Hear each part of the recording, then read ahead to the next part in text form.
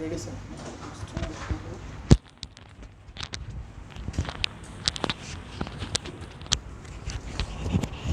ধন্যবাদ।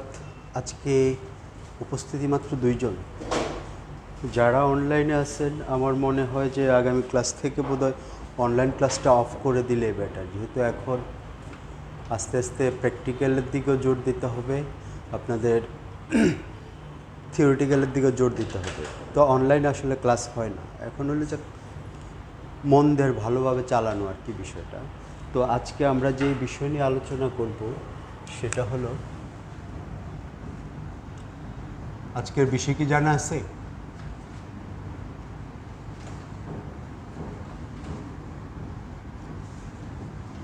ভারতীয় শিল্পকলা ও শিল্পী।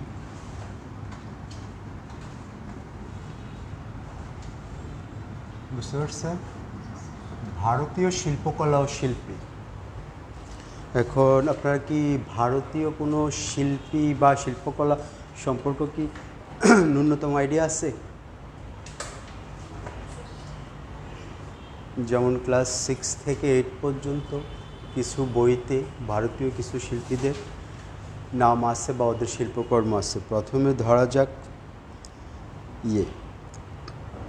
যামিনী রায়। ওয়ালাইকুম আসসালাম। আসেন, যামিনী রায় সম্পর্কে কি আপনাদের ধারণা আছে? যামিনী রায় হলো ভারতের কলকাতা গভর্নমেন্ট আর্ট কলেজের প্রিন্সিপাল ছিলেন এবং ওখানকার স্টুডেন্টও ছিলেন উনি। তো ওনার বেশ কিছু শিল্পকর্ম, তার যামিনী রায় কোন বিষয়ের উপর কাজ করে এটা কি জানা আছে?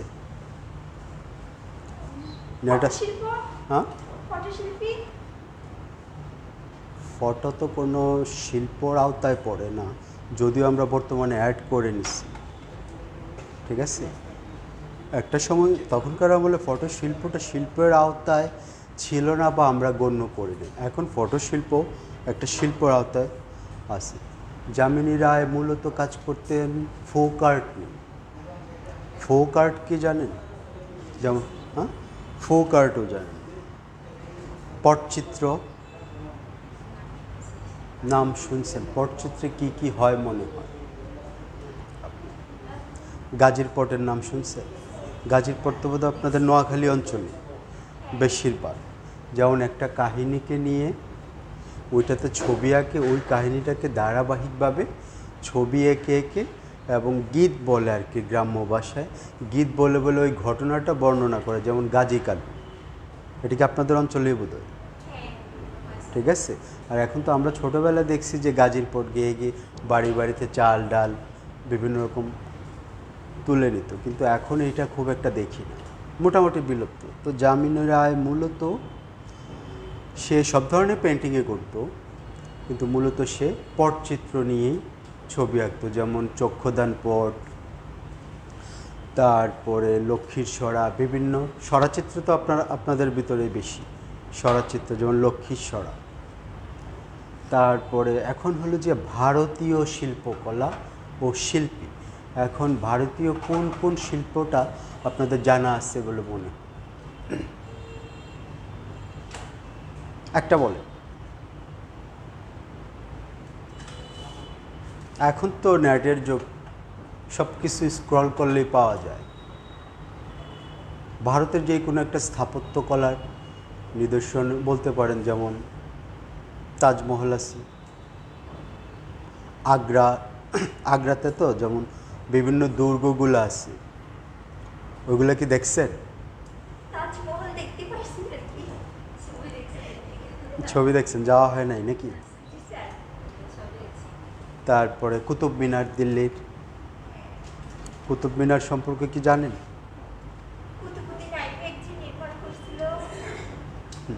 ওইটা নেট আছে আপনাদের? আচ্ছা। তো ভারতের শিল্পকলা বলতে ভারতের অর্থাৎ ভারতবর্ষে যেই শিল্পগুলো, বিশেষ করে বিভিন্ন স্থাপনা, পেইন্টিং, তারপরে যেমন আরেকজন আছে ভারতীয় শিল্পী মকবুল ফিদা, নাম শুনছেন? কিভাবে? আচ্ছা, যেমন মকবুল ফিদা। মকবুল ফিদা ভারতের আধুনিক চিত্রকলার জনক বলা হয় ওনাকে। উনি বিভিন্ন বিষয়ে ছবি আঁকছেন, যেমন নাট্যকারও ছিলেন, ভাস্কর্য করতেন, তারপর চলচ্চিত্র নির্মাণ করতেন, এবং তার সাথে পাবলো পিকাসোর একটা খুব সখ্যতা ছিল। এটা কি জানেন? এখন ভারতের শিল্পকলায় আসা যাক। যেমন চিত্রকলা, শিল্পকলা এটা একই বেল্টে বাঁধা। যেমন তাজমহল, তাজমহলও কিন্তু একটা শিল্প। তারপরে কুতুব মিনার, তারপরে বিভিন্ন কেল্লাগুলো আছে, ওইগুলো আসলে খালি জায়গায় বলার মতো অবস্থা থাকে না। ঠিক আছে, এখন শিল্পকলাটা কি? এখন তাজমহলটা যে একটা ডিজাইন করা হয়েছে, এটা তো একটা শিল্প। এবং এটা আমরা কি যে 20,000 লোক 22 বছর বা 22,000 লোক 20 বছর, এমনই তো? কোনটা সঠিক? এটা আমিও জানি। ঠিক আছে, এইটা হলো শিল্পকলার আওতায়। তারপরে যেমন সিন্ধু সভ্যতা, সিন্ধু যদিও ছিল ভারতবর্ষে, এটা পাকিস্তান অঞ্চলে ছিল। সিন্ধু সভ্যতা, তারপর হলো হরপ্পা, তারপর মহেঞ্জোদারো। হ্যাঁ, তারপরে ছিল যেমন সম্রাট অশোকের আমলের, সম্রাট অশোকের আমলের যে শিল্পকলা, এগুলো ছিল স্তূপ শিল্প। স্তূপ, সম্রাট অশোক ছিল পৃথিবীর যতগুলা যোদ্ধা ব্যক্তিত্ব ছিল এর ভিতরে সম্রাট অশোক ছিল একজন। সে না ছিল হিন্দু, না ছিল বৌদ্ধ, সে কোনো ধর্মে প্রথমত বিশ্বাস করেনি। তো শেষ বয়সে এসে সে বৌদ্ধদের নিয়ে কাজ করতে বেশি। যেমন স্তূপ শিল্পটা, বিভিন্ন মন্দির তৈরি করতো বৌদ্ধ, এবং স্তূপ মন্দিরটা ছিল প্রায় কিছুটা গম্বুজাকৃতির। এখানে যাই কিছু থাকতো, এইটা একটা সমাধিস্থলগুলা ছিল। স্তূপ আর্কিটেক্ট বা চিত্রকলাগুলো সম্রাট অশোকের আমলেই তৈরি হয়েছে বিভিন্নভাবে। এখন সম্রাট অশোকার যে বিষয়গুলো, এগুলো আপনারা নেটে সার্চ দিবেন, সার্চ দিয়ে ওদের কাজগুলো দেখবেন। ঠিক আছে, এটা তো একদিনে বোঝানো যাবে না, আর আপনারা উপস্থিতি কম। আমি বলেও মনে করেন যে আপনাদের বোঝা শ্রোতা থাকতে হবে।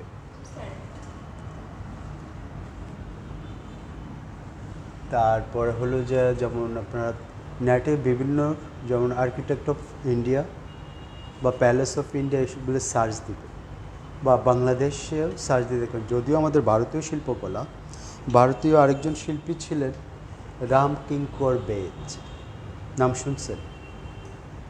রামকিঙ্কর বেজ, সে মূলত খুবই দারিদ্র পরিবার থেকে উঠে আসা, এবং যামিনী রায়, রবীন্দ্রনাথ ঠাকুর, ওরা ছিল ওনাদের টিচার, এবং রবীন্দ্রনাথও ওনার টিচার ছিল।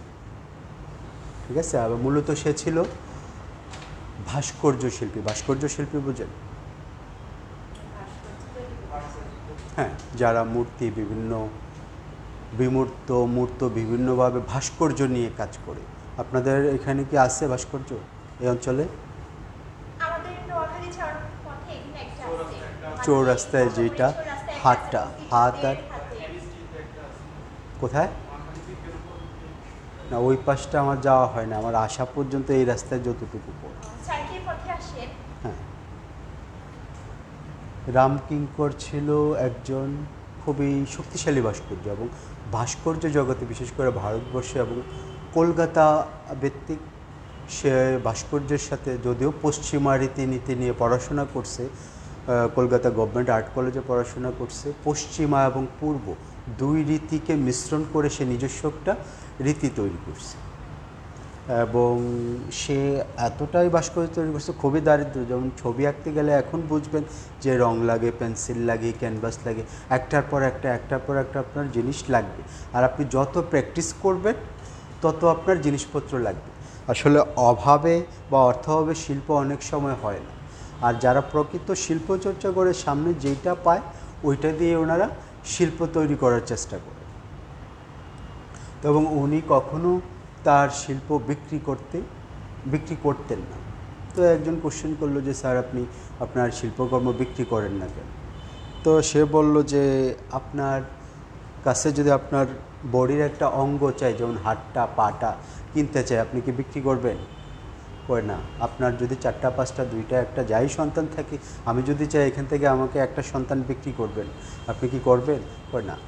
তো শিল্পগুলো আমার কাছে আমার সন্তানের মতো, আমার অঙ্গ প্রত্যঙ্গের মতো, সুতরাং এগুলো আমি বিক্রি করব না। যদিও উনি সারা জীবনই অর্থাভাবে কাটিয়েছেন এবং একসময় উনি কলকাতা গভর্নমেন্ট আর্ট কলেজের প্রিন্সিপালও ছিলেন। প্রথমে অস্থায়ীভাবে শিক্ষক নিয়োগ হয়েছেন, তারপরে স্থায়ী, তারপরে ওই গভর্নমেন্ট আর্ট কলেজের প্রিন্সিপালও ছিলেন। এবং অবীন্দ্রনাথ, তারপরে যামিনী রায়, ওনারা ছিল ওনার সরাসরি শিক্ষক। আপনাদের কারো কাছে নেট নেই? একটু নেটটা অন করেন, রামকিঙ্কর বেইজ বাংলায় লিখে একটু সার্চ দেন। রামকিঙ্কর বেইজ।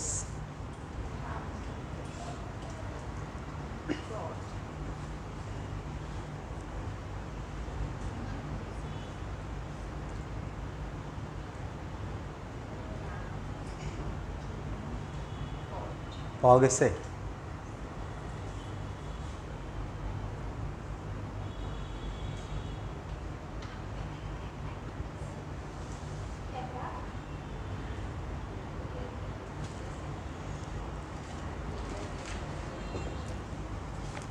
তারপরে যামিনী রায় সম্পর্কে তো বললাম, ওদেরকে নিয়ে একটু ঘাটাঘাটি করবেন, বা এখন তো অনলাইনে বই পাওয়া যায় না, কি যেন রকমারিতে বই পাবেন যে ভারতীয় শিল্পকলা, বিভিন্ন শিল্পের ইতিহাস। আপনাদের পড়াশোনা করতে হবে, পড়াশোনাটা করতে হবে, মানে সব বিষয়ের উপরে আপনাদের চোখ রাখতে হবে। আর একজন শিল্পী হলো যে সমাজের আয়না। এবং রামকিঙ্কর বেইজ বিশেষ করে ব্রিটিশ বিরোধী আন্দোলনের উপর অনেক পোস্টার রেখেছে। পোস্টার বোঝেন তো? যেমন এখন আপনার একটা আন্দোলন করবেন, ওই বিষয়ের উপর লিখলেন, ছবি আঁকলেন। যেমন বিভিন্ন কার্টুন হয় প্রথম আলোতে, শিশির স্যার কার্টুন করে, রফিকুল নবী স্যার কার্টুন করে, ওদের কার্টুনগুলো দেখবে। সামাজিক আন্দোলন, যেমন আমাদের মুক্তিযুদ্ধের সময়ে কিন্তু কার্টুন তৈরি হয়েছে। একটা কার্টুন ছিল এমন, এই কামরুল হাসানের এই জানোয়ারদের হত্যা করতে হবে, একটা ইয়াহিয়া খানের একটা বিকৃতি মুখ। তারপর হলো যেমন বাংলার মায়েরা মেয়েরা সকলেই মুক্তিযোদ্ধা, এই টাইপের। একজন শিল্পী সমাজের খুঁটিনাটি সব বিষয় লক্ষ্য করবে, ভালো এবং মন্দ, ওইটা নিয়েই সে কাজ করবে। সমাজের আন্দোলন, দেশের একদম ক্লান্তি লগ্নে শিল্পী, সাহিত্যিক, সব স্তরের মানুষ। আমাদের মুক্তিযুদ্ধটা, এটা কিন্তু বিশেষ করে আর্মি দ্বারা হয় না, পুলিশ দ্বারা হয় না, টোটাল বাংলাদেশে পূর্ব বাংলার সকল স্তরে, হিন্দু মুসলমান বৌদ্ধ খ্রিস্টান যাই বলেন, সকল স্তরের মানুষই যোগ দিছে। এর ভিতরে কিছু কিছু শিল্পী আছে যারা কালীয় কলমের মধ্যেও যুদ্ধ করছে এবং সরাসরিও যুদ্ধ করছে। যেমন গত সপ্তাহে বলছিলাম শিল্পী শাহাবুদ্দিন, উনি কিন্তু সরাসরি ফ্রন্ট ফাইটার। তো রামকিঙ্কর বেইজ ব্রিটিশ বিরোধী আন্দোলনের সময় অনেক ছবি এঁকেছেন, বিভিন্ন আন্দোলনকারীদেরকে আন্দোলনে গতিবেগ তৈরি করছে। তারপরে আসেন যে অবনীন্দ্রনাথ ঠাকুর। অবনীন্দ্রনাথ ঠাকুর না, চাচা ছিল, ওনার বাবার বড় ভাই ছিল আর কি। রবীন্দ্রনাথ ঠাকুর ছিলেন কলকাতা আর্ট কলেজের মেবি প্রথম প্রিন্সিপাল।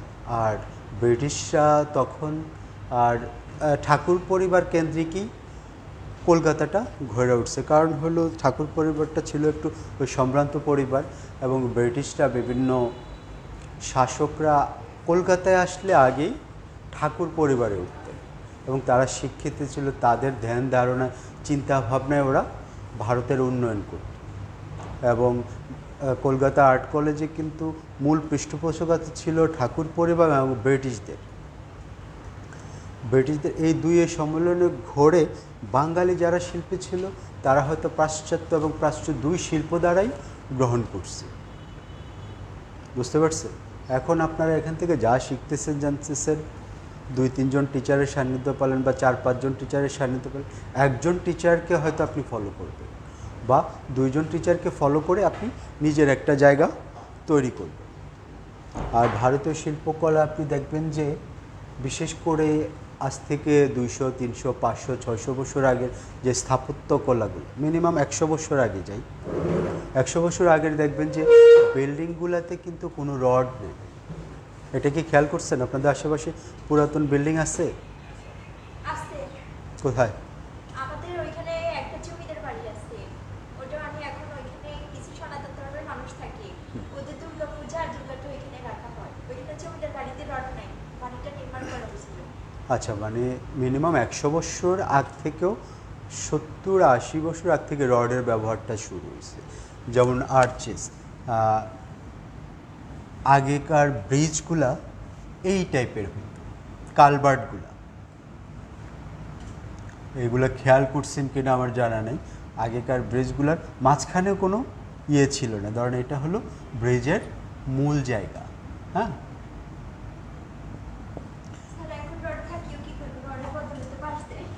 বাস দেখ আর যাই দেখ, ধরেন এইটা একটা নদী। হ্যাঁ, আগের ব্রিজগুলো একটু ইউ টাইপ ছিল, আর পুরাটাই ছিল ইট এবং ব্লকের মারপ্যাচ। তখন সিমেন্ট ছিল না, তাহলে এটা জোড়া নিত কীভাবে? আর সমস্ত ব্রিজগুলোই এখন আধুনিক যুগের ব্রিজগুলো হয় একটু এই টাইপের না। এখন যদি ধরেন আপনি মেঘনা, তারপরে হলো যে দাউদকান্দি, কাঁচপুর ব্রিজগুলো দেখবেন এখন হলো একটু এই টাইপের। এখান থেকে পানি, এটা ধরেন পানি, ব্রিজগুলো এখন একটু এই টাইপের, হালকা। হালকা বাঁকানোটা কেন? এটা তো একদম স্ট্রেটও হইতে পারে। যেমন ছোটো ছোটো কালভার্টগুলো স্ট্রেট হয়, হ্যাঁ, ছোটো ছোটো কালভার্টগুলো স্ট্রেট হয় মেনে নিলাম, কিন্তু আগেরগুলা যখনই আপনি বড় কোনো ব্রিজে যাবেন তখন কি হবে? একটু কার্ভ লাইন। কারণটা কি? আর মেঘনাটা দেখছেন কার্ভ? হ্যাঁ, পদ্মা সেতু সোজা, ওইটা তো হলো বিশাল, তো সোজার উপরে কিছুটা কার্ভ, গঠনটা কার্ভ, তারপর সোজা করে, যেহেতু এটাতে রেল লাইন সংযোগ আছে, এটা বিশাল লম্বা, এতটা ভাবে কার্ভভাবে রাখা যাবে না। এটা ওই টেকনোলজিটা ওইভাবেই করা। আর আগেরগুলো ছিল একটু ইউটা। আপনাদের এখানে কি পুরাতন কোনো কালভার্ট আছে? আর আগের কালভার্টগুলো দেখবেন যে একটা ইটের পরে ইট, ইটের পরে ইট, ইটের মারপ্যাচে, ইটের বসানোর শৈলীতে এটা দাঁড়ানো ছিল। আর তখন যেহেতু সিমেন্ট ছিল না, ওইটাতে সিমেন্টের পরিবর্তে কিছু না কিছু তো ব্যবহার করতো। কী ব্যবহার করতে বলে মনে হয় আপনার? পুরাতন বিল্ডিংগুলো যাওয়ার সময় দেখবেন যে যদি উপরে আস্তরটা উঠে যায় একটু লালচে লালচে ভাব, ইটটাও লাল, জোড়ার জায়গাটা আর একটু বেশি লাল। তখন সিমেন্টের পরিবর্তে ব্যবহার করতো চুন, সুরকির গুঁড়া, খয়ার। খয়ার চেনেন? পান খান না? পান খাইতেও দেখেন নাই কাউরে? খয়ার দেখছেন? পান খায় যে এটা দিয়ে, আপনাদের অঞ্চলে কি বলে এটা? চুন তো একটা, সাদা পাতা, চুন, খয়ার, অর্থাৎ পানের সাথে লাল হওয়ার জন্য যেই, আর কিছু খায় না, চুন তো সাদা, এটা হলো খয়ার। খয়ার হলো না, তামাক পাতা না, এটা হলো খয়ার। আজকে যাওয়ার সময় একটা পান নিয়ে যাবেন বাসায়, আর আগামী ক্লাসে আসার সময় আমার জন্য একটা পান নিয়ে আসবেন। বলবেন যে চুন যে খয়ার দিয়ে দিয়ে, চাইলে বুঝবেন খয়ার। আর জিজ্ঞেস করবেন যে খয়ার কোনটা, হয় একটু গুঁড়াভাবে দিবে, না হয় এটা গালায়া পানিতে একটু মিশে আপনাকে দিয়ে দিবে। এটা গোলানো থাকে। বুঝছি আপনার দ্বারা সম্ভব না, আপনি কিছুদিন খয়ার পান সুপারির ব্যবসা করার দরকার। যেমন খয়ার একটা খনিজ পদার্থ এবং শক্ত পদার্থ, চুন একটা খনিজ পদার্থ এবং শক্ত। চুনও কিন্তু পাথরের পদার্থ, খয়ারও পাথরের পদার্থ। খয়ার কিন্তু পাথরের মতো উঠে এটা ভেঙে ভেঙে গুঁড়া করে এবং পানিতে অনেকক্ষণ ভিজায় রাখলে এটা গলে যায়। ঠিক চুনও পানিতে ভিজায় রাখলে গলে যায়। দুইটাই কিন্তু পাথর। চুন পাথর, চুন, সুরকির গুঁড়া আর খয়ের গুঁড়া মিলাইলে এটা দিয়ে ওরা আস্তরের জায়গাটা করত। মানে একটার উপর একটা ইট, দুইটাই যেহেতু পাথরের পদার্থ এবং খনিজ পদার্থ, আর ইটের গুঁড়াটা দিলে এটা সিমেন্টের কাজ করত। এবং এক একটা বিল্ডিং যেমন 400 বছর, 500 বছর, 1000 বছর, 1500 বছর পর্যন্ত দাঁড়ায় আছে। এখন সভ্য জগতে কিন্তু একটা বিল্ডিংয়ের যেমন বিভিন্ন আর্কিটেক্টরা বা বিভিন্ন বিল্ডিং বানানোর পর দেয় কি 100 বছর, কিন্তু কিছু কিছু জিনিস তো উদ্বোধনের আগেও পড়ে যায়, আবার 6 মাস, 1 বছর, 2 বছর, কিন্তু আগের স্থাপত্য কলাগুলা অনেক শত শত বছর দাঁড়ায় আছে। আর আগের বিল্ডিংয়ের ম্যাক্সিমামে দেখবেন যে 20 ইঞ্চি দেয়াল ছিল মিনিমাম। 20 ইঞ্চি বোঝেন। আর এখনকার দেয়ালগুলো কত ইঞ্চি হয় জানেন? 5 ইঞ্চি, 10 ইঞ্চি খুব কম। এটা ধরেন আপনার দেয়াল, তো এটা হলো আপনার মাটির উপরে। মাটির উপরে যদি 20 ইঞ্চি হয়, মাটির নিচে থাকে ওরা 40 ইঞ্চি। মাটির নিচে 40 ইঞ্চি, এইটা তো মাটির নিচে চলে গেল। আর আগের বিল্ডিংগুলা বেশিরভাগ স্কোয়ার হতো। ধরেন বিল্ডিংটা তো এইদিকে ধরেন 20 ফিট, এইদিকে সর্বোচ্চ 25 ফিট, এর বাইরে না। যেহেতু তখন রড সিমেন্টের যোগ ছিল না, আর আগের শিল্পকলাগুলো ভারতীয় বলেন যত বিল্ডিং আছে তখন ম্যাক্সিমামে কি হতো, সর্বোচ্চ 2 তালা, সর্বোচ্চ 2 তালা। এখন 2 তালা হইলে ছাদ দেবে কিভাবে, যেহেতু তাদের রড ছিল না, সিমেন্ট ছিল না। পুরাতন বাড়িতে গেলে দেখবেন এটা ধরেন 2 তালা, মাঝখানে কাঠের বিম, এই ছাদগুলোতে কাঠ এবং রেল লাইন দেওয়া, দেখছেন? ছাদের যে বিমগুলা 2 তালা হইতো আগে সর্বোচ্চ। কিসে? হ্যাঁ, 2 তালা হইতো। এবং তখন ওই বিমগুলা ব্যবহার করতো ওরা রেল লাইনের পাত, আসে রেল লাইনের পাত, কাঠের বিট আর ছোট্ট ছোট্ট ইটের ব্লক, এবং একটার উপর একটা ভাঁজ দিয়ে ফেলে রাখতো। কাঠও ব্যবহার করতো, এবং এক একটা কাঠের বয়স 400 বছর, 500 বছর এখনও দাঁড়ায় আছে। একটা কাঠ যদি 400 বছর, 500 বছর থাকে, তা আপনি কি কল্পনা করতে পারেন তাহলে ওই কাঠটা এত স্ট্রং কেন? কাঠের সাথে যাদের রিলেশন জানাশোনা আছে, তখনকার আমলে কাঠগুলা পানেট করা হতো। পানেট বোঝেন? এটাকে প্রক্রিয়াজাত করা হতো। ধরেন একটা গাছ কেটে, যেমন ডোবা পর্যন্ত প্যাট কাদা মিলায়া একটা পানির অবস্থা, গাছের গুঁড়িটাকে এরা সাইজ করে ওই প্যাকে পানিতে ফেলাই রাখত 10 বছর, 15 বছর, 20 বছর। রোদ, বৃষ্টি, ঝড়, কাদা বালি মিলায়া এটা কি হতো, পানেট হয়ে যাবে এবং শক্ত হতো। ওই কাঠগুলা আবার ব্যবহার করতে, এটা তো হলো একটা মাধ্যম। আবার পানি থেকে উঠায় আবার 5 বছর ওরা রোদে ফেলাই রাখতেছে, বৃষ্টিতে ভিজতেছে, রোদে ভিজতেছে, এবং 30-40 বছর লাগতেছে একটা কাঠকে প্রসেস করার জন্য। এখন বলতে পারেন আজকে যদি প্রসেস করে 30-40 বছর লাগে, আমি ব্যবহার করব কখন? এমন না বিষয়টা। আপনার ব্যবহারের আগে থেকেই ওরা আরও ধরেন 50 বছর আগে থেকে এই বিজনেসটা করতেছে। তাইলে আজকে যে গাছটা কাটতেছে, এই গাছটা আগামী 20 বছর পরে বা 30 বছর পরে ব্যবহার হবে। কিন্তু এর আগেও তো ওরা গাছ কেটে ফেলাইছে 30 বছর আগে। ওই গাছগুলা সাইজ করে ছোট্ট ছোট্ট বিট করে ওরা ওইটাতে লাগাইতো। এবং রেল লাইট যদি পুরাতন বাড়ি আপনাদের দেখানো যেত, সবচেয়ে বেটার হতো। হ্যাঁ, রেল লাইনও দেওয়া হইতো, এবং এখনও দাঁড়ায় আছে।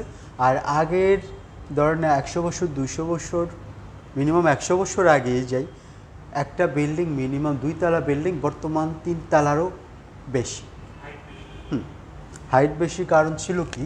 এখন বলতে পারতেছেন যে স্যার চারুকলাতে এইগুলার সম্পর্ক কী? কোশ্চেন আসতে পারে না যে চারুকলার সাথে পুরাতন বিল্ডিং বা ভারতীয় শিল্পকলা, চিত্রকলার সম্পর্ক?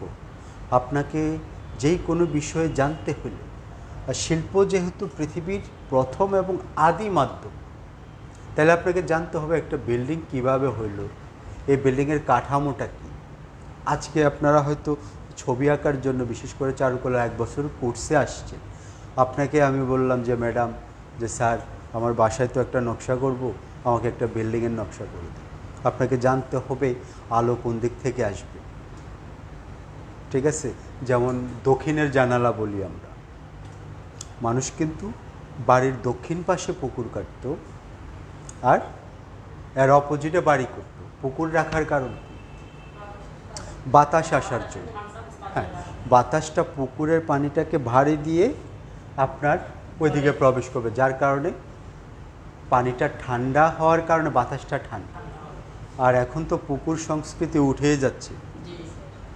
আগে যারা একটু সামর্থ্যবান ছিল তারা আগে বাড়িতে পুকুর কাটতো, কেটে মানে খোলা জায়গায়। আর আগে তো এক একটা বাড়ি ছিল অনেক বিশাল, কোনো কোনো বাড়িতে 2টাও পুকুর আছে। কিন্তু পুকুর ছিল প্রথমে কারণ কি? একে হলো বাড়ি ঠান্ডা লাগবে, দ্বিতীয় হলো তো এখন তো হলো সব কিছুই অর্গানিক, আম জাম কলা কাঁঠাল যাই বলেন, মাছ মাংস সবই অর্গানিক। তখন কি বাড়ি করার জন্য একটা পুকুর কাটতো, পুকুরে মাছ ফেলতো, হাঁস পালন করতো, অর্থাৎ আশেপাশে সবজির বাগান, অর্থাৎ আমার দৈনন্দিন যেই জিনিসগুলো প্রয়োজন এটা আমার বাড়ির আঙিনা থেকেই নিব। জাল ফালে, এখন তো জালও মারে না, জাল মারা কিন্তু একটা বিশাল টাফ ব্যাপার, এবং টার যে একটা জাল ছড়াইছি। আর বড়শি হলো অফশোর টাইপ। এখন হঠাৎ আপনার বাসায় মেহমান গেছে, বড়শিতে কখন দৌড়বেন আর কখন একটা জাল মেরে দিলাম, যাই উঠলো, একবেলা হয়ে গেল। তখন আপনি চিন্তা করবেন যে তখনকারগুলো যা এখন যে বাসায়গুলো ভেন্টিলেটর লেখা হয় বাতাসের জন্য, আগের ভেন্টিলেটরগুলো দেখবেন যে সরকারি বিভিন্ন, বর্তমানে পুরাতন বিল্ডিংগুলো ছিল, সরকারি বাসভবনগুলো দেখবেন যে অনেক উঁচা, আর ভেন্টিলেটরগুলো উপর দিয়ে রাখা হইতো। তো এই ভেন্টিলেটরগুলো দড়ি দিয়ে ওঠা নামানো করতো, কারণ এত উপরে তো আর উঠানো যাবে না, দড়ি বেঁধে রাখতো। সকালবেলা তো ঠান্ডার সময় বন্ধ করে দিত, গরমের সময় দড়ি দিয়ে, যেমন ওই ফ্যানটার ভিতরে দড়ি থাকে না একটা, এই ফ্যানে বাড়ানো কমানোর জন্য। কারণ কি? এটাতে দড়ি দরকার, এটাতে একটু উপরে স্থাপন হয়, আপনার হাত সুইচ ওইখানে যাবে না, ওই সুইচে আপনার হাত যাবে না, যার কারণে একটা দড়ি দেওয়া হয় বাড়ানো কমানোর জন্য, এটা উঁচা রাখা হইতো। আর বর্তমানে আগের কোনো গম্বুজ মসজিদ দেখছেন কি? মসজিদ এবং মন্দির, গির্জা, যেহেতু ভারতীয় শিল্পকলায় যাচ্ছি আমরা এখন, এটা হলো স্থাপত্যকলা নিয়ে বসে। মসজিদ মন্দির গির্জায় এক একটা চিহ্ন, ধরেন যদি এই বিল্ডিংটা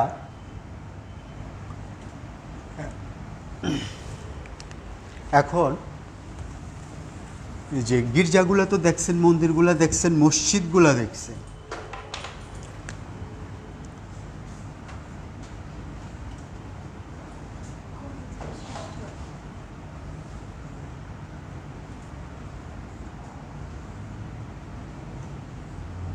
এটা কি? মসজিদ।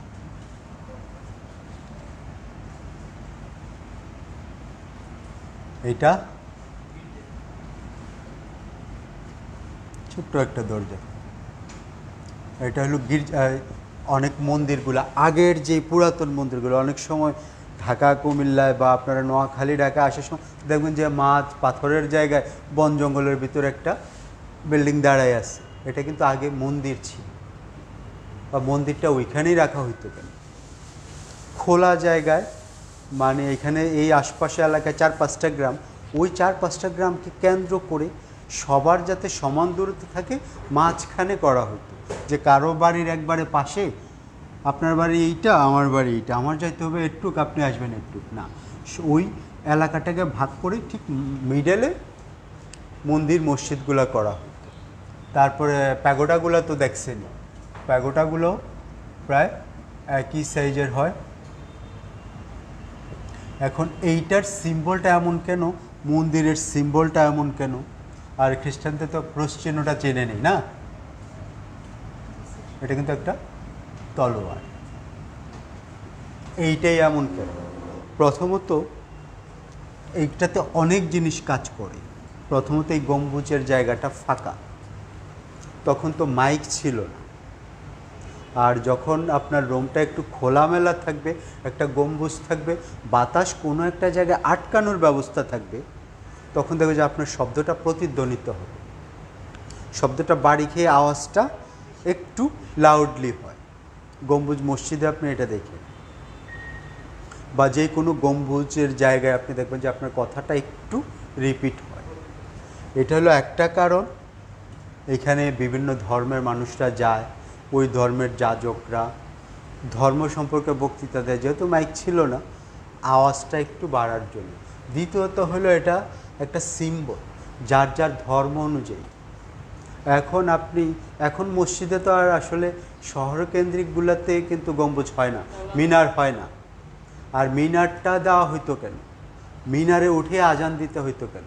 আপনি যখন এইখানে কথা বলতেছেন, আপনার বাড়ির ভিতরে যখন কথা বলতেছেন, ধরেন 4-5টা ঘর বা 4-5টা বিল্ডিং, আপনার উঠানে কিন্তু আপনি নিচে থাকতেছে আওয়াজটা। আপনি যখন ছাদে যেয়ে সবাইকে ডাক দিবেন, তাহলে সব ঘর বা বিল্ডিংগুলো শুনবে, আওয়াজটা কি ছড়াবে বাতাসে। যার কারণে আগে মিনার থেকে আজানটা দেওয়া হয়তো অনেক দূর থেকে শোনা যায়, কিন্তু আপনি ঘর থেকে বা মসজিদের ভিতর থেকে দিলে কি এটা এখানেই থাকবে। দ্বিতীয়ত আরেকটা কারণ হলো এটা একটা সিম্বল।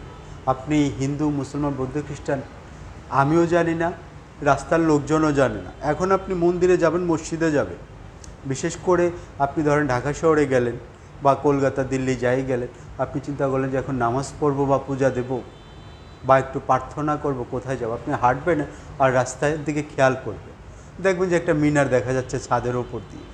তাহলে আপনি কি মার্ক করলেন? এটা একটা মসজিদ। আবার যখন একটু প্যাগোডা বা মন্দিরের যেই কাঠামোটা, আর্কিটেকচারাল কাঠামোটা, ওইটা দেখলে আপনি বুঝে যাবেন যে এটা মন্দির, আমার এখানে যাওয়া যায়। এটা প্রথমত হলো সিম্বলিক।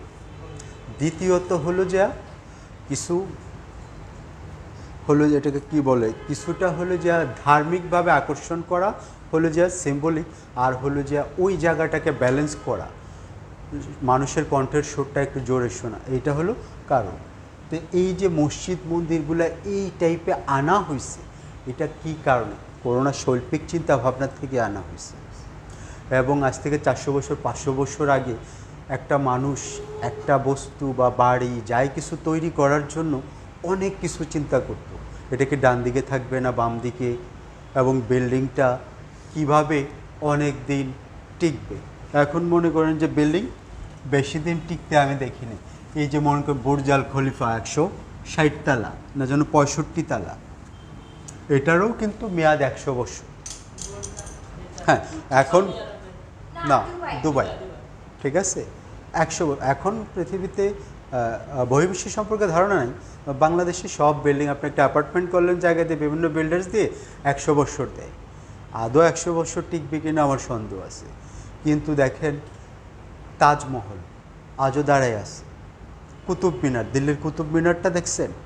হয়তো নেটে দেখে থাকবেন যে একটা মিনার এই যে দাঁড়ায় আছে, এখানে একটা কারুকাজ করা আছে, এখানে একটা কারুকাজ করা আছে, তারপরে এইখানে একটা কারুকাজ করা আছে। আর এটা যে কাছ থেকে যদি ধরে দেখেন, ছোট ছোট ইটের আগের 10 পয়সা দেখছেন?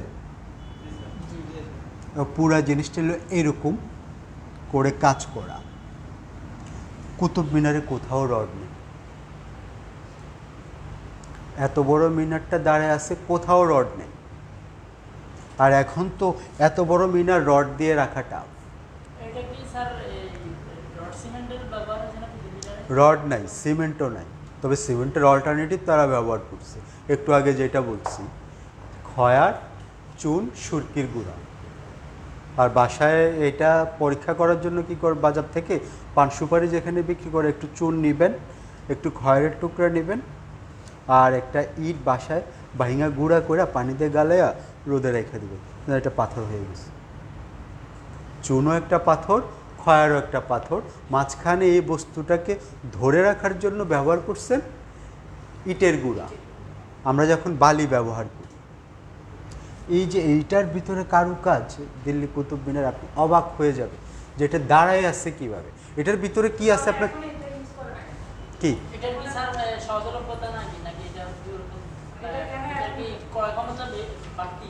তখন সিমেন্ট আবিষ্কার হয় এবং ওইগুলো খুব রিচ। আপনি যদি একটা বাড়ি করতে 15 লাখ টাকা লাগে, আপনি ওই প্রথায় বাড়ি করতে মিনিমাম 60-70 লাখ টাকা লাগে। তখনকার মেটেরিয়ালসগুলো ছিল অনেক রিচ। আপনি খয়ার কতটুকু কিনবেন, কত ড্রাম খয়ার কিনবেন, তারপরে যে শ্রমিক নির্মাণ করে তার শ্রমের দামটাও দিতে হবে বেশি। আপনি এই বিল্ডিংটা বানাইতে মনে করেন যে 50 জন শ্রমিক লাগাইলেন, কিন্তু আপনি যখন ওইটা করবেন, খয়ার চুন সুরকি বিষয়টা করবেন, আর 50 জন শ্রমিকের মনে করেন এটা লাগলো 2 মাস, এটা লাগবে 6 মাস। তাইলে আপনার কি, তার তো দৈনিক মজুরি বাড়তেছে। যে কোনো কাজের যত দিন যাবে এটার ব্যয়ভার ততটা বাড়বে। এখন মনে করেন যে আমি আজকে তো 3টা ক্লাস নিব না, আমি যদি এই ক্লাসটা নিয়ে বলি যে না 3টা ক্লাস নেব, আমি এই সপ্তাহে প্রতিদিন একটা ক্লাস নিব, আপনাদের ব্যয়ভার বাড়বে না কমবে? সময় যাবে, ব্যয়ভার বাড়বে। ক্লাসটা আজকে 3টা ক্লাস একদিনে নিতেছি, আর 3টা ক্লাস যদি সপ্তাহে 3 দিন ভাগ করে নিই, আপনার একটা টেনশন থাকতেছে, আবার পরশু দিন ক্লাস, তারপরের দিন ক্লাস। হ্যাঁ, না এটা হলো যে আমি জাস্ট একটা এক্সাম্পল দিলাম আপনাকে। এখন বলতেছেন যে এইটা এখন করে না কেন? পৃথিবী যদি কখনো ধ্বংস হয়ে যায়, যোগে যোগে তো পৃথিবী বহুবার ধ্বংস হয়েছে, যেমন সিন্ধু সভ্যতা, বিভিন্ন সভ্যতা ধ্বংস হয়েছে না, যেমন ইজিপ্ট, মিশরীয় সভ্যতা বহুবার ধ্বংস হয়েছে। ভারতীয় সভ্যতা খণ্ড খণ্ড ভিত্তিক বহুবার ধ্বংস হয়েছে। হপ্পরা, মহেঞ্জোদারো এই সভ্যতাগুলো পড়বে, যুগ যুগ। আর আগের সভ্যতাগুলো ম্যাক্সিমামই নদীর উপকূলীয় অঞ্চলে গড়া হয়েছে। কারণ কি, তখন মূলত যানবাহন ছিল নৌপথে, তখন তো গাড়ি আবিষ্কৃত হয়নি। নদীপথে যে এইখানে যাতায়াত সুবিধা, ওইখানে তো আপনি বাড়ি করবেন, ব্যবসা প্রতিষ্ঠান করবেন। যেমন এই যে চৌমুনিতে ব্যবসা প্রতিষ্ঠানের দোকান ভাড়া বলেন আর যাই বলেন সব কিছুই বেশি, বাসা ভাড়া বলেন তাও বেশি। আপনি একটু সাইডে যান, একটু কম। কারণ কি, এখানে যোগাযোগ ব্যবস্থাটা উন্নত, যার কারণে বসতিটাও ঘর হয়েছে ওই ইয়েতেই। মিশরের সভ্যতা বহুবার ধ্বংস হয়েছে। যদি কখনো আবার এই সভ্যতা ধ্বংস হয়ে যায়, ধরুন রড কি, সিমেন্ট কি, বালি কি, ধরুন পৃথিবীতে আর একটাও লোক নেই, কোনো একটাভাবে হয়তো বেঁচে আছে, তাহলে সে কি করবে? আবার তাকে ফাইন্ড আউট করতে হবে ইট কিভাবে বানানো হয়। সে যুগ যুগ আস্তে আস্তে রিসার্চ করতে করতে সে হয়তো ইট বানানো শিখবে। যেমন পাথরের যুগের মানুষরা তো কিছুই জানতো না, ওইখান থেকেই তো আসলে মূলত মানব সভ্যতার বিকাশটা শুরু। এর আগে মানুষ ছিল কিনা আমার জানা নেই, হয়তো আছে, ওইটা হলো আরেক ইতিহাস। এখন এই যে কুতুব মিনারটা আপনি দেখবেন যে এইখানে যে শিল্পটা, ছোট্ট ছোট্ট পাথর, কোথাও বড় পাথর, কোথাও চিকন চিকন পাথর, একটার উপর একটা পাথরের ব্যালেন্সের উপরে রাখা টোটাল জিনিসটা দাঁড়ায় আছে। কুতুব মিনার তো নাম শুনে নেয়, ভারতীয় উপমহাদেশে এমন মানুষ খুব কম আছে। হ্যাঁ হ্যাঁ, কুতুব মিনার ওনার আমলে এটা হয়েছে। এবং দিল্লিতে যদি যান অবশ্যই কুতুব মিনার দেখে আসবেন, আর দিল্লি গেট দেখে আসবেন, ঠিক আছে?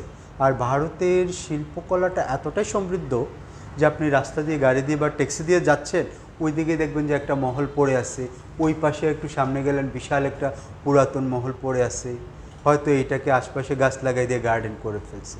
যেমন দিল্লিতে এলো লুদি গার্ডেন একটা জায়গা আছে। হ্যাঁ, দেখবেন যে বিশেষ করে ওই যে যোধা আকবর টাকবর, বিশেষ করে রাজপ্রথার ছবিগুলো দেখবেন, দেখে জম করে করে ওই জিনিসগুলা, বিল্ডিংয়ের স্থাপত্যগুলো দেখবেন। যেমন দিল্লিতে লুদি গার্ডেন, আমাদের যেমন রমনা পার্ক নাম শুনছেন, বাংলাদেশে যেমন রমনা পার্ক, ঠিক দিল্লিতেও একটা পার্ক আছে, এটার নাম হলো লুদি গার্ডেন। লুদি গার্ডেনটা হলো 3 কিলোমিটার।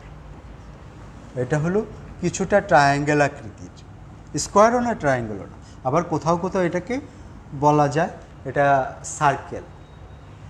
এইখান থেকে এদিকে 3 কিলোমিটার, এদিকে 3 কিলোমিটার, এদিকে 3 কিলোমিটার, এটা ট্রায়াঙ্গেল আকারে 3 কিলোমিটার। এক একটা জায়গার থেকে এক একটা দূরত্ব 3 কিলোমিটার। কোথাও কোথাও আবার ওইটা সার্কেল শেপ আকার ধারণ করছে, না সার্কেল না ত্রিভুজ।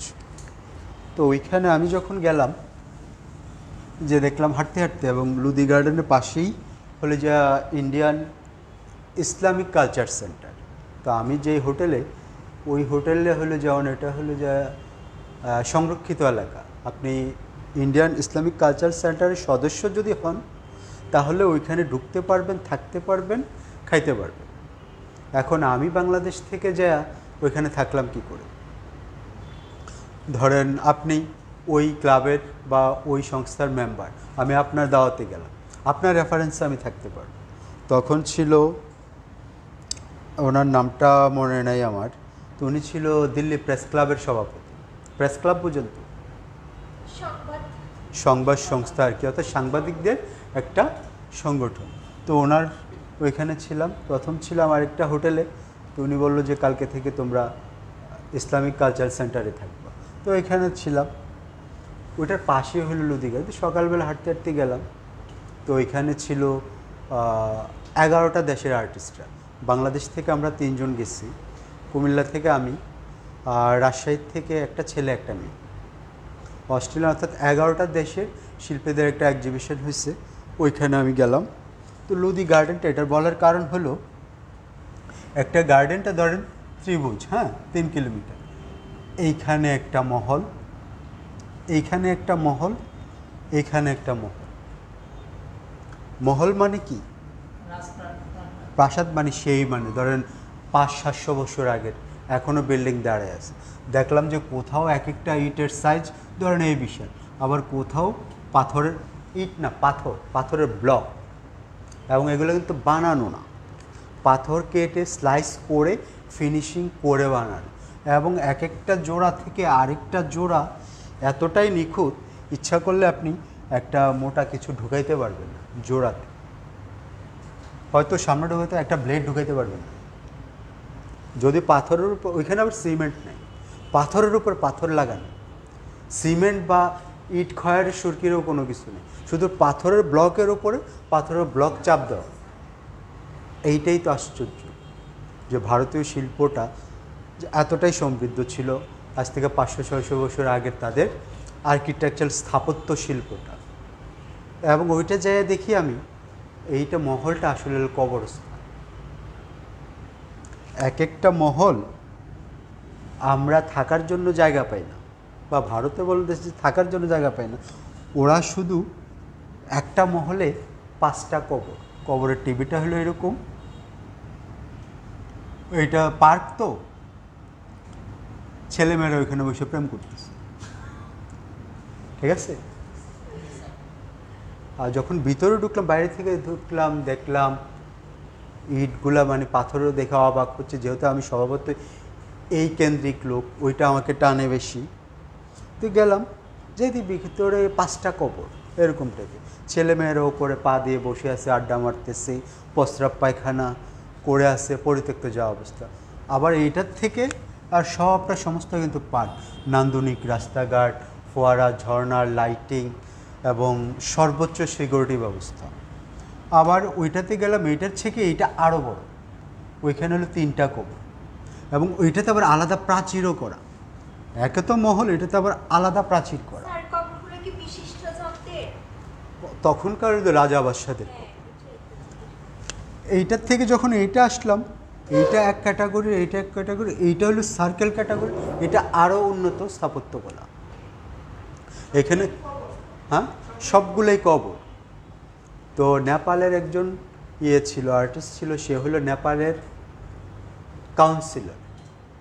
কাউন্সিলর পর্যন্ত, সে হলো নেপালের কাউন্সিলর। আর নেপাল কিন্তু 70% হিন্দি ভাষায় ভাষাভাষী। তো নেপালের বন্ধু, ওর নাম হলো সুরেন্দর সিং। তো হিন্দিতে কথা বলে, তো আর আমরা বাংলাদেশি যেহেতু পার্শ্ববর্তী দেশ, টুকটাক হিন্দি তো আমরা জানি বা বলতে পারি। তো সবাই আমরা ঘুরতেছে টুরতেছে, সে দেখা হিন্দিতে বলে, সালে गाड़ने के लिए कितने জায়গা लिए, না कितना ऐश किया गाड़ने के लिए इतने জায়গা लिया। হিন্দি বোঝেন? মানে বাংলা মানে সে গালে দিছে, শালায় কত অ্যাশ করে গেছে, শুধু গাড়ার লেগা, গর্ত করে থামানোর লেগে এত বড় জায়গা নিছে, তা থাকার জন্য কি জায়গা নিছে। মানে তার জীবনে এত মজমাস্তি করছে, শুধু গাড়াবে, লাশটাকে দাফন করবে, এটার জন্য এত জায়গা নিচ্ছে। তাইলে কত আনন্দ উল্লাস এবং অ্যাশ করে গেছে এরা, এটা বুঝাইছে সে। মানে তার মুখ দিয়ে অকপটে জিনিসটা বের হয়ে গেছে। আসলে আপনি অবাক হয়ে যাবেন, একটু কবর দেওয়ার জন্য এত বড় প্রাসাদ। সাপোজ মমতাজের কবরটাই ধরেন, একটাই তো কবর, এখানে 3-4টা কবর আছে। একটা কবরের জন্য বিশাল আপনি একটা তাজমহল তৈরি করলেন পৃথিবীর সবচেয়ে দামি পাথর দিয়ে, 20,000 লোক 22 বছর কাজ করলো। তাইলে কি তখনকার শিল্পকলাটা কতটা স্ট্রং ছিল, এইটাই তো বোঝাচ্ছি। যে তাদের চিন্তা ভাবনাটা শৈল্পিক ছিল। যে মমতাজ মারা গেল, সম্রাট শাহজাহান তার 3য় বা 4র্থ স্ত্রীর সম্মানার্থে সে এই মহলটা তৈরি করছে, নাম দিছে তাজমহল। পৃথিবীর সকল প্রাণী ভোগবিলাসীতে বিশ্বাসী, আমরা হয়তো পাই না, সেই জন্য ভোগবিলাস করতে পারতেছেন। আপনার অর্থ থাকলে আপনিও ভোগবিলাস করবেন, ঠিক আছে? এইটা হলো সবাই যার যার আঙ্গিকে ভোগবিলাস করে। যে রিক্সা চালক সেও কিন্তু ভোগবিলাস করতেছে। সে বিকালবেলা রেল স্টেশনগুলোতে যায়, ছেলে মেয়ে নিয়ে খুব আয়েসভাবে খাচ্ছে দাচ্ছে, লুঙ্গি বা গামছা বিষয়ে ঘুম দিচ্ছে ছেলে মেয়ে, তারও কিন্তু এটা ভোগবিলাস। অবস্থান থেকে, যার যার অবস্থান থেকে প্রত্যেকটা মানুষই সুখী এবং প্রত্যেকটা মানুষই তার স্ট্যাটাস অনুযায়ী সে দুঃখী। সুখ দুঃখ হলো আপনার কাছে, আর সুখে থাকার জন্য বেশি কিছু লাগে না। এখন বিষয়টা হলো তাজমহল, কুতুব মিনার, দিল্লি গেট। দিল্লি গেটটা হলো যে এত এই টাইপের, তো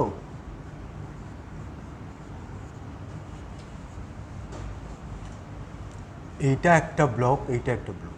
তো ভারতীয় পতাকা তো হলো সাদা, সবুজ, কমলা, মাঝখানটা সাদা, এইটা কমলা বা সবুজ, মাঝখানটা সাদা, দুই পাশে কমলা। তো এইখানে কি করলো, রাতে যখন যাবেন আপনি, এটা হলো পর্যটন, ওই জায়গাটা পুলিশ পাহারা দেয় না, ওই দিল্লি গেটটা আর্মিরা পাহারা দেয়। এবং ওইখানে প্রত্যেকদিন বিকালে মিনিমাম 3 থেকে 4 লক্ষ লোক থাকে প্রত্যেক দিন বিকালটায়। এইখানে ওরা হলুদ লাইট দিয়ে দিছে, এটা না কমলা লাইট দিয়ে দিছে, কমলা হয়ে গেল। এখানে সবুজ লাইট দিয়ে দিছে, সবুজ হয়ে গেল। এখানে সাদা লাইট। তাইলে এটা কি দিল্লির অর্থাৎ ইন্ডিয়ার পতাকাটা রিপ্রেজেন্ট করে। ওইখানে শত শত লোক, আর এক একটা রাস্তা, যে রাস্তা জাতীয় প্যারেডটা কিন্তু দিল্লি গেট থেকে হয়। ওইখানে যে যে দিল্লি গেটটা বানাইছে, এটা তো প্রায় 700-800 বছর, যদিও আমার একজ্যাক্টলি ইয়েটা জানা নেই। ওইটা আপনারা দেখে নেবেন দিল্লি গেট। ওইখানেও দেখবেন যে দিল্লিতে বা ভারতবর্ষে যেখানেই যাবেন, বিশেষ করে হলো যে কলকাতায় যদি যান, দমদম নাম শুনছেন তো? দমদম কিন্তু কলকাতার প্রাচীন শহর। কলকাতাটা গড়ে হচ্ছে দমদম ব্যক্তি। আর দমদম শহরে যখন যাবেন, দমদম যে এলাকাটা, দমদম কিন্তু 2টা এলাকা, একটা হলো আধুনিক সভ্য জগৎ, আরেকটা হলো 100-150 বছর পুরাতন জগৎ। যেমন হাউজিং স্টেট থাকে না অনেকগুলা, সবগুলা বাড়ি পরিকল্পিত। আমি যখন এই কলকাতা ভিক্টোরিয়া পার্ক থেকে ইয়েতে গেলাম, নিউ মার্কেটে গেলাম, উপর দিয়ে গেলাম, আমার 1.5 ঘন্টা লাগলো। তারপরে আর কিছুটা পাশেই হলো যে ভিক্টোরিয়া পার্ক, ভিক্টোরিয়া যে গার্ডেনটা, এই কলকাতার যে ছবিগুলোতে দেখবেন যে প্রায় সময় ভিক্টোরিয়া পার্কটা দেখানো হয়, ওইখানে অনেক শুটিং হয়। তো এখান থেকে ভিক্টোরিয়া পার্ক দেখলাম, আমি চিন্তা করলাম দমদম স্টেশনটা একটু দেখার দরকার। কলকাতায় আসলাম, দমদম যদি না যায় কেমন। তখন গেলাম নিচ দিয়ে পাতাল ট্রেনে, উপর দিয়ে আসলাম 1.5 ঘন্টায়, নিচ দিয়ে গেলাম 18 মিনিটে।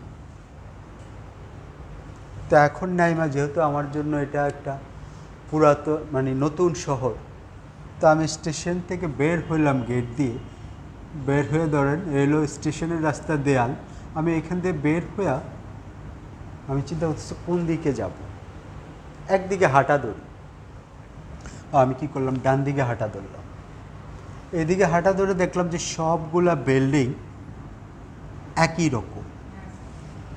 একই রকম, সর্বোচ্চ দোতলা বাড়ি, এবং ওইখানকার যেই টোটাল ইন্ডিয়াতেই যেটা দেখলাম, এখন আমাদের বাংলাদেশে কি দেয়ালগুলো একটু বড় দেওয়া হয়, কোথাও তার কাটার বেড়া দেওয়া হয়, গ্রিল দিয়ে দেওয়া হয়, ওইখানে না।